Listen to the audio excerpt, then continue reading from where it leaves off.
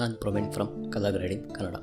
ಈ ವಿಡಿಯೋದಲ್ಲಿ ನಾವು DJ ಫುಟೇಜ್ನ ಹೇಗೆ ಕಲರ್ ಗ್ರೇಡಿಂಗ್ ಮಾಡ್ಬೋದು ಮತ್ತು ಹೇಗೆ ಕಲರ್ ಕನ್ವರ್ಷನ್ Rec 709ಗೆ ಕಲರ್ ಕನ್ವರ್ಷನ್ ಮಾಡ್ಬೋದು ಅಂತ ನೋಡೋಣ. ಹಾಗೆ ಲಟ್ ಕೂಡ ಹೇಗೆ ಯೂಸ್ ಮಾಡೋದು ಅಂತಲೂ ನೋಡೋಣ. ಈ ವಿಡಿಯೋದಲ್ಲಿ ಡಿಸ್ಕ್ರಿಪ್ಷನಲ್ಲಿ ಒಂದು ಡೌನ್ಲೋಡ್ ಲಿಂಕ್ ಕೊಟ್ಟಿದ್ದೀನಿ DJI ಸಿನಿಮ್ಯಾಟಿಕ್ ಲಟ್ಸ್ನ. ಅದನ್ನ ನೀವು ಫ್ರೀಯಾಗಿ ಡೌನ್ಲೋಡ್ ಮಾಡಿಕೊಂಡು ನೀವು ಯೂಸ್ ಮಾಡ್ಬೋದು. DJI ಫುಟೇಜ್ನ ಕಲರ್ ಗ್ರೇಡ್ ಹೇಗೆ ಮಾಡೋದು ಅಂತ ನೋಡೋಣ. ಫಸ್ಟು ಡ್ರೋನ್ ಫುಟೇಜ್ನ ಕಲರ್ ಗ್ರೇಡ್ ಮಾಡೋಕ್ಕೂ ಮುಂಚೆ ಇದ್ರದ್ದು ಕಲರ್ ಕನ್ವರ್ಷನ್ ಮಾಡೋಣ. ಕಲರ್ ಕನ್ವರ್ಷನ್ ಮಾಡೋಕ್ಕೆ ಆ್ಯಸ್ ಇಟ್ ಈಸ್ ನಾನು ಎಕ್ಸ್ಟ್ರಾ ಒಂದು ನೋಟ್ ಪ್ಲೇಸ್ ಮಾಡ್ಕೋತೀನಿ. ಇದನ್ನ ರೀನೇಮ್ ಮಾಡ್ತೀನಿ CST ಅಂತ, ಕಲರ್ ಸ್ಪೇಸ್ ಟ್ರಾನ್ಸ್ಫಾರ್ಮ್. ಇಲ್ಲಿ ಎಫೆಕ್ಟ್ಸಲ್ಲಿ ಕಲರ್ ಸ್ಪೇಸ್ ಟ್ರಾನ್ಸ್ಫಾರ್ಮ್ ಅಂತ ಟೈಪ್ ಮಾಡ್ತೀನಿ. ಒಂದು ಆಪ್ಷನ್ ಬರುತ್ತೆ, ಅದನ್ನ ಡ್ರ್ಯಾಗ್ ಮಾಡಿ CST ನೋಡ್ ಮೇಲೆ ಹಾಕೋತೀನಿ. Next input colour space DJI ಆಗಿರೋದ್ರಿಂದ DJI ಗ್ಯಾಮೆಟ್ನ ಸೆಲೆಕ್ಟ್ ಮಾಡ್ತೀನಿ. DJI D ಗ್ಯಾಮೆಟ್ ಅಂತ, ಇದು DJI ಅವ್ರದ್ದು colour space. Next input gamma D log selection ಮಾಡ್ತಾಯಿದ್ದೀನಿ. DJI D log. ಇಲ್ಲಿ ಔಟ್ಪುಟ್ ಕಲರ್ ಸ್ಪೇಸು Rec 709ಗೆ ಸೆಲೆಕ್ಟ್ ಮಾಡ್ತಾಯಿದ್ದೀನಿ. Next output gamma 2.4. ಇದು ಕಲರ್ ಸ್ಪೇಸ್ ಟ್ರಾನ್ಸ್ಫಾರ್ಮ್ ಆಗಿದೆ, ಕಲರ್ ಕನ್ವರ್ಷನ್ನು. ನೆಕ್ಸ್ಟು ಪ್ರೈಮರಿ ಅಡ್ಜಸ್ಟ್ಮೆಂಟ್ ಅಂದರೆ ಬ್ರೈಟ್ನೆಸ್ಸು, ಕಾಂಟ್ರಾಸ್ಟು, ಒಂದು ಪ್ರೈಮರಿ ಅಡ್ಜಸ್ಟ್ಮೆಂಟ್ ಮಾಡ್ಕೊಳ್ಳೋಣ. ರೀನೇಮ್ ಮಾಡ್ತಾಯಿದ್ದೀನಿ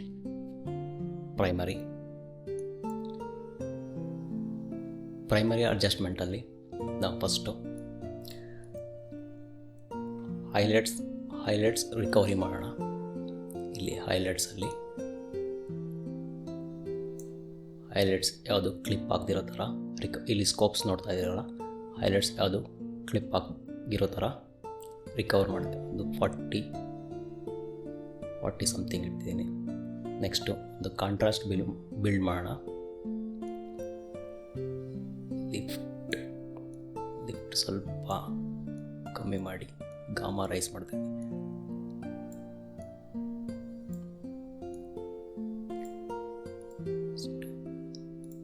ಬಿಫೋರ್ ಇದು ಆಫ್ಟರು. ನೆಕ್ಸ್ಟು ಇನ್ನೊಂದು ನೋಟ್ ಪ್ಲೇಸ್ ಮಾಡಿ ಇದನ್ನ ಸ್ಯಾಚುರೇಷನ್ ರೀನೇಮ್ ಮಾಡ್ಕೋತೀನಿ, ಸ್ಯಾಚುರೇಷನ್ ಅಂತ. ನೆಕ್ಸ್ಟ್ ಇಲ್ಲಿ ಸ್ವಲ್ಪ ಸ್ಯಾಚುರೇಷನ್ ಒಂದು 70-ish saturation.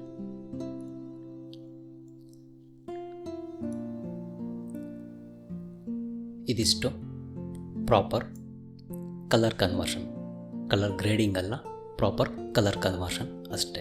So Rec 709ಗೆ ಪ್ರಾಪರಾಗಿ colour convert ಹೇಗೆ ಮಾಡೋದು ಅಂತ DJI ಫುಟೇಜ್ನ ನೋಡಿದ್ವಿ. ಇವಾಗ ನೆಕ್ಸ್ಟು ಒಂದು ಸಿನಿಮ್ಯಾಟಿಕ್ ಗ್ರೇಡಿಂಗ್ ಮಾಡೋಣ, ಒಂದು ಲಟ್ ಯೂಸ್ ಮಾಡ್ಕೊಂಡು. ಅದಕ್ಕೂ ಮುಂಚೆ ಲಟ್ನ ಡಾವಿನ್ಸಿ ಒಳಗೆ ಹೇಗೆ ಇಂಪೋರ್ಟ್ ಮಾಡ್ಕೊಳ್ಳೋದು ಅಂತ ನೋಡೋಣ.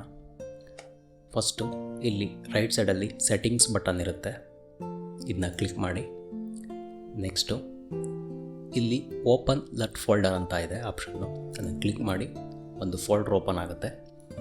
ಇಲ್ಲಿ ನಿಮ್ಮ ಲಟ್ ಫೋಲ್ಡರ್ ಯಾವುದಿದೆ ಅದನ್ನ ಕಾಪಿ ಮಾಡಿಕೊಂಡು ಈ ಫೋಲ್ಡರ್ ಒಳಗೆ ಪೇಸ್ಟ್ ಮಾಡಿ. ನಾನು ಆಲ್ರೆಡಿ ಒಂದು ಮಾಡಿದ್ದೀನಿ, ಕಲರ್ ಗ್ರೇಡಿಂಗ್ ಇನ್ ಕನ್ನಡ ಅಂತ.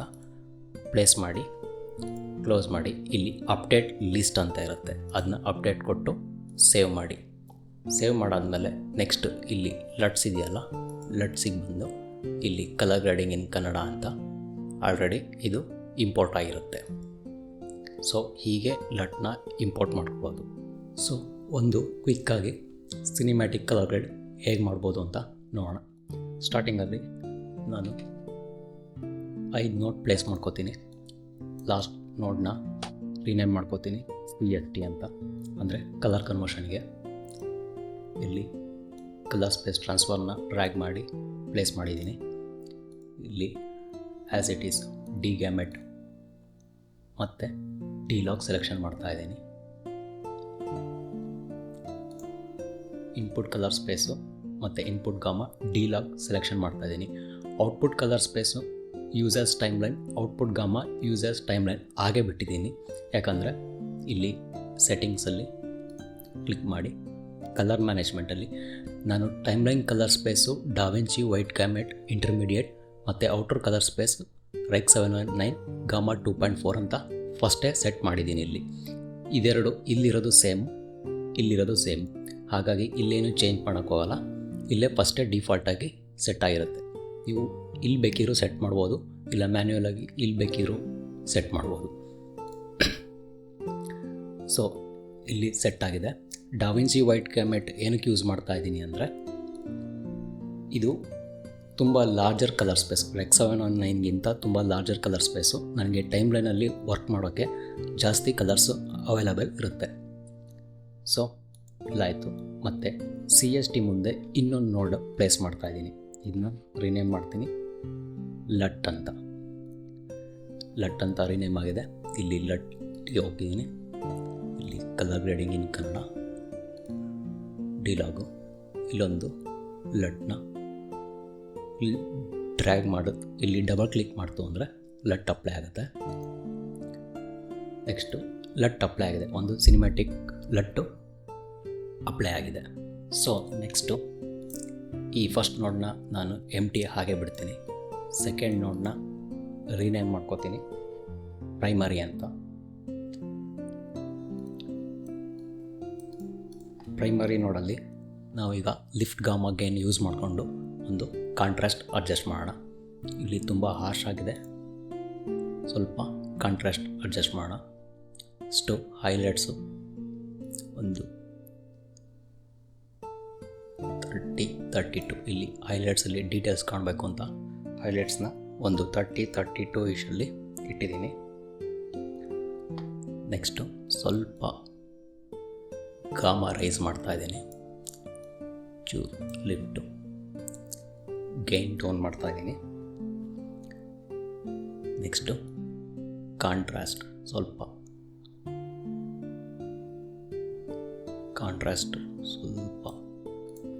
ಸೊ ಫಸ್ಟ್ ನೋಡಲ್ಲಿ ಲಿಫ್ಟ್ ಗಾಮಾ ಗೇನು ಮತ್ತು ಹೈಲೈಟ್ಸು ಮತ್ತು ಕಾಂಟ್ರಾಸ್ಟು ಅಡ್ಜಸ್ಟ್ ಮಾಡಿದ್ದೀನಿ. ಇಲ್ಲಿ ಸ್ಕೋಪ್ಸಲ್ಲಿ ನೋಡ್ತಾ ಇರಿ, ಇಲ್ಲಿ ಶಾಡೋಸಲ್ಲೂ ಯಾವುದೇ ಕಲರ್ಸು ಕ್ಲಿಪ್ ಆಗಬಾರ್ದು ಮತ್ತು ಹೈಲೈಟ್ಸಲ್ಲೂ ಯಾವುದೇ ಕಲರ್ಸು ಕ್ಲಿಪ್ ಆಗಬಾರ್ದು. ಸೊ ನಾನು ಸೆಕೆಂಡ್ ನೋಡನ್ನ ರೀನೇಮ್ ಮಾಡ್ಕೊತೀನಿ, ಸ್ಯಾಚುರೇಷನ್. ಸೆಕೆಂಡ್ ನೋಡಲ್ಲಿ ಸ್ಯಾಚುರೇಷನ್ ಅಡ್ಜಸ್ಟ್ ಮಾಡ್ತಾ ಇದ್ದೀನಿ. ಇಲ್ಲಿ ಒಂದು 69-70 ಇಶ್ಯೂ ಸ್ಯಾಚುರೇಷನ್ ಇಟ್ಟಿದ್ದೀನಿ. ಇಲ್ಲಿ ಗ್ರೀನ್ಸ್ ಎಲ್ಲ ಹೈಲೈಟಾಗಿ ಕಾಣೋಕ್ಕೆ. ನೆಕ್ಸ್ಟು ಥರ್ಡ್ ನೋಡಲ್ಲಿ ನಾನು ಇವಾಗ ಪ್ಯಾರಲಲ್ ನೋಡ್ ಯೂಸ್ ಮಾಡ್ತಾ ಇದ್ದೀನಿ, ಅಂದರೆ ಮಾಸ್ಕಿಂಗ್ ಮಾಡೋಕ್ಕೆ. 1, 2, 3 ಪ್ಯಾರಲಲ್ ನೋಡ್ ಯೂಸ್ ಮಾಡ್ತಾ ಇದ್ದೀನಿ. ಪ್ಯಾರಲಲ್ ನೋಡು ಹೇಳಿದ್ದೀನಿ ನೋಟ್ಸ್ ವಿಡಿಯೋದಲ್ಲಿ ಏನಕ್ಕೆ ಯೂಸ್ ಮಾಡ್ತೀವಿ ಅಂತ. ಒಂದು ಬ್ಲೆಂಡಿಂಗ್ ಮಾಡಬೇಕು ಅಂದರೆ ಪ್ಯಾರಲಲ್ ನೋಡು ಯೂಸ್ ಮಾಡ್ಬೋದು. ನೆಕ್ಸ್ಟ್ ಫಸ್ಟ್ ನೋಡಲ್ಲಿ ನಾನೊಂದು ಪವರ್ ವಿಂಡೋಸಲ್ಲಿ ಗ್ರೇಡಿಯಂಟ್ ಟೂಲ್ ತೊಗೊಂಡು ಸ್ಕೈನ ಸ್ವಲ್ಪ ಡಾರ್ಕ್ ಮಾಡ್ತಾ ಇದ್ದೀನಿ. ಇಲ್ಲಿ ಹೈಲೈಟ್ ಇದೆ ನೋಡಿ, ಇದನ್ನು ಕ್ಲಿಕ್ ಮಾಡ್ತು ಅಂದರೆ ಏನು ಏರಿಯಾ ಸೆಲೆಕ್ಷನ್ ಆಗ್ತಿದೆ ಅಂತ ತೋರಿಸುತ್ತೆ. ಇಷ್ಟು ಸೆಲೆಕ್ಷನ್ ಮಾಡಿಕೊಂಡು ಇಲ್ಲಿ ಸಾಫ್ಟ್ನೆಸ್ಸು ಇನ್ಕ್ರೀಸ್ ಮಾಡ್ತಾ ಇದ್ದೀನಿ. Softness basically ಫೆದರಿಂಗ್, light room ಫೋಟೋಶಾಪಲ್ಲಿ use ಮಾಡ್ತೀವಲ್ಲ ಫೆದರ್ ಕೊಡೋಕ್ಕೆ, ಆ ಥರ ಫೆದರಿಂಗ್. ಇಲ್ಲಿ ಸಾಫ್ಟ್ನೆಸ್ಸು ಇದನ್ನ ಆಫ್ ಮಾಡ್ತೀನಿ. ಹೈಲೈಟ್ ನಾನು ಇಲ್ಲಿ ಮತ್ತು ಕರ್ವ್ಸಿಗೆ ಬಂದು ಇಲ್ಲಿ ಮಿಡ್ ಪಾಯಿಂಟ್ನ ಸ್ವಲ್ಪ ಡೌನ್ ಮಾಡ್ತಾ ಇದ್ದೀನಿ. ಅಂದರೆ ಒಂದು ಮೂಡಿ ಲುಕ್ಕು, ಸ್ಕೈ ಡೀಟೇಲ್ಸ್ ಎಲ್ಲ ಇನ್ನೂ ಚೆನ್ನಾಗಿ ಕಾಣಿಸ್ತಾ ಇದೆ. ನೆಕ್ಸ್ಟು ಇಲ್ಲಿ ಒಂದು ಮೂಡಿ ಲುಕ್ನ ಕ್ರಿಯೇಟ್ ಮಾಡ್ತಾ ಇದ್ದೀವಿ. ನೆಕ್ಸ್ಟ್ ನೋಡಲ್ಲಿ ಇನ್ನೊಂದು ಪವರ್ ವಿಂಡೋಗೆ ಹೋಗಿ ಈ ಸರಿ ನಾನು ಸರ್ಕ್ಯುಲರ್ ಪವರ್ ವಿಂಡೋ ಸೆಲೆಕ್ಷನ್ ಮಾಡ್ತಾ ಇದ್ದೀನಿ. ಸರ್ಕ್ಯುಲರ್ ಪವರ್ ವಿಂಡೋ ಇಲ್ಲಿ ಈ ಮೌಂಟೇನ್ ಇದೆಯಲ್ಲ, ಈ ಮೌಂಟೇನಿಗೆ ಸೆಲೆಕ್ಷನ್ ಮಾಡಿಕೊಂಡು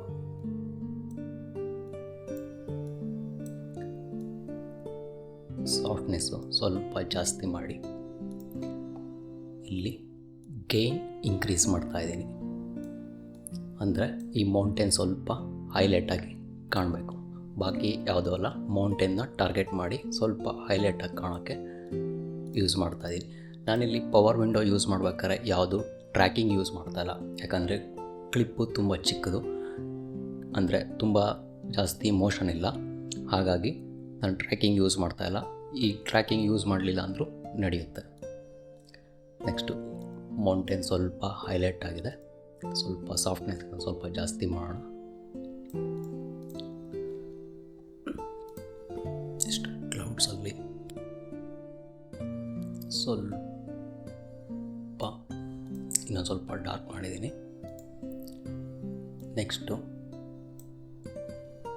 ಥರ್ಡ್ ಪ್ಯಾರಲಲ್ ನೋಡಲ್ಲಿ ನಾನು ಸ್ವಲ್ಪ ಕಾಂಟ್ರಾಸ್ಟ್ ಚೂರು ಅಡ್ಜಸ್ಟ್ ಮಾಡ್ತೀನಿ. ಕರ್ವ್ಸ್ ಯೂಸ್ ಮಾಡಿಕೊಂಡೆ ಕಾಂಟ್ರಾಸ್ಟ್ ಅಡ್ಜಸ್ಟ್ ಮಾಡ್ತಾಯಿದ್ದೀನಿ.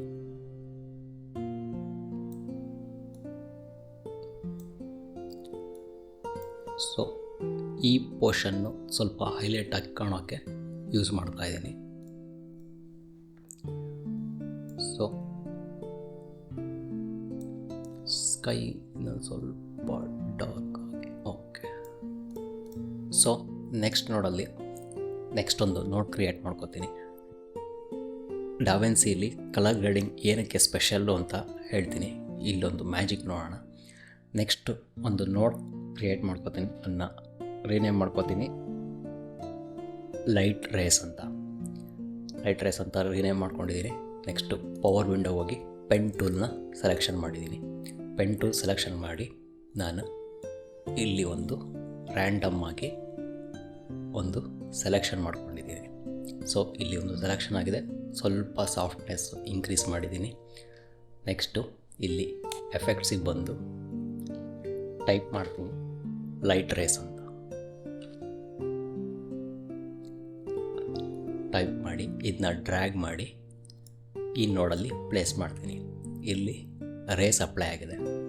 ನೆಕ್ಸ್ಟ್ ಇದನ್ನು ಇಲ್ಲಿ ಸೋರ್ಸ್ ಥ್ರೆಶೋಲ್ಡ್ ಅಂತಿದೆಯಲ್ಲ ಇದನ್ನ ಸ್ವಲ್ಪ ಇನ್ಕ್ರೀಸ್ ಮಾಡ್ತಾಯಿದ್ದೀನಿ. ನೆಕ್ಸ್ಟು ಪೊಸಿಷನಲ್ಲಿ ಎಕ್ಸ್ ಆ್ಯಕ್ಸಿಸ್ಸು ಮತ್ತು ವೈ ಆ್ಯಕ್ಸಿಸ್ ಅಂತ ಇದೆ, ಅದನ್ನ ವೈ ಆ್ಯಕ್ಸಿಸ್ ಸ್ವಲ್ಪ ಡ್ರ್ಯಾಗ್ ಮಾಡ್ತಾಯಿದ್ದೀನಿ.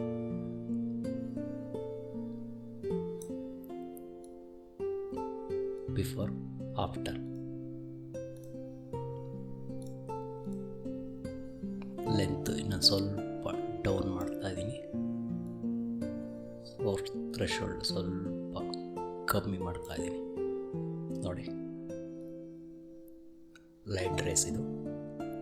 ನೆಕ್ಸ್ಟು ಇನ್ನೊಂದು ನೋಡ್ ಕ್ರಿಯೇಟ್ ಮಾಡ್ತಿದ್ದೀನಿ. ನೆಕ್ಸ್ಟ್ ಇಲ್ಲಿ ಬಾಟಮಲ್ಲಿ ಶಾಡೋಸ್ ಏರಿಯಾದಲ್ಲಿ ಸ್ವಲ್ಪ ಡೀಟೇಲ್ಸ್ ಕಾಣಿಸ್ತಾ ಇಲ್ಲ. ನೆಕ್ಸ್ಟ್ ನಾನು ಇಲ್ಲಿ ಪ್ಯಾರಲಲ್ ನೋಡಿಗೆ ಬಂದು ಇನ್ನೊಂದು ಪ್ಯಾರಲಲ್ ನೋಡ್ ಕ್ರಿಯೇಟ್ ಮಾಡ್ತೀನಿ. ಇಲ್ಲಿ ಗ್ರೇಡಿಯಂಟ್ ತೊಗೊಂಡು ಇದನ್ನ ರಿವರ್ಸ್ ಮಾಡ್ತಾಯಿದ್ದೀನಿ. ರಿವರ್ಸ್ ಮಾಡಿ ಬರೀ ಬಾಟಮ್ ಮಾತ್ರ ಸೆಲೆಕ್ಷನ್ ಆಗಬೇಕು. ಇಷ್ಟು ಸ್ವಲ್ಪ ಸಾಫ್ಟ್ನೆಸ್ ಇನ್ಕ್ರೀಸ್ ಮಾಡ್ತಾಯಿದ್ದೀನಿ. ಇಲ್ಲಿ ಶಾಡೋಸಲ್ಲಿ ಸ್ವಲ್ಪ ಶಾಡೋಸ್ ಇನ್ಕ್ರೀಸ್ ಮಾಡ್ತಾಯಿದ್ದೀನಿ. ಬಿಫೋರು ಆಫ್ಟರ್ ಸ್ವಲ್ಪ ಡೌನ್ ಮಾಡೋಣ. ಇನ್ನೊಂದು ಪ್ಯಾರಲಲ್ ನೋಟ್ ತೊಗೊಂಡು ಇನ್ನೊಂದು ಗ್ರೇಡಿಯಂಟ್ ತೊಗೊಂಡು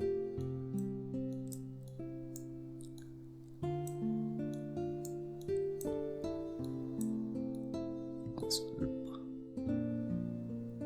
ಡೌನ್ ಮಾಡ್ತಾರೆ. ಸೊ ವ್ಯೂವರ್ ಅಟೆನ್ಷನ್ನು ಮೌಂಟೇನ್ ಮೇಲೆ ಮತ್ತು ಇಲ್ಲಿ ಲೈಟ್ ಸೋರ್ಸ್ ಇಲ್ಲಿದೆಯಲ್ಲ ಇಲ್ಲಿ ಮಾತ್ರ ಬಿಡಬೇಕು. ಇದನ್ನ ಸ್ವಲ್ಪ ವಿಗ್ನೈಟ್ ಥರ ಇದು ಮಾಡಿದ್ದೀನಿ. ಇಲ್ಲಿ ಸಾಫ್ಟ್ನೆಸ್ ಜಾಸ್ತಿ ಮಾಡಿದ್ದೀನಿ. ನೆಕ್ಸ್ಟ್ ಇದಿಷ್ಟು ಗ್ರೇಡಿಂಗ್ ಆಗಿದೆ.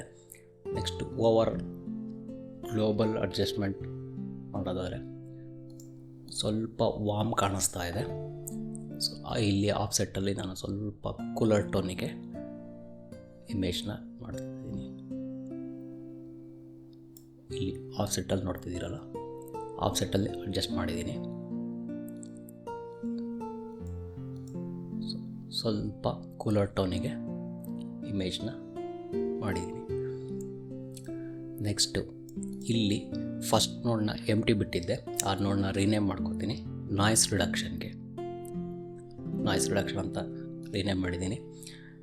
ಯಾರೆಲ್ಲ ಡಾವಿನ್ಸಿದ ಫ್ರೀ ವರ್ಷನ್ ಯೂಸ್ ಮಾಡ್ತಾ ಇದ್ದೀರಾ ಅವರಿಗೆ ನಾಯ್ಸ್ ರಿಡಕ್ಷನ್ ಆಪ್ಷನ್ ಬರೋಲ್ಲ.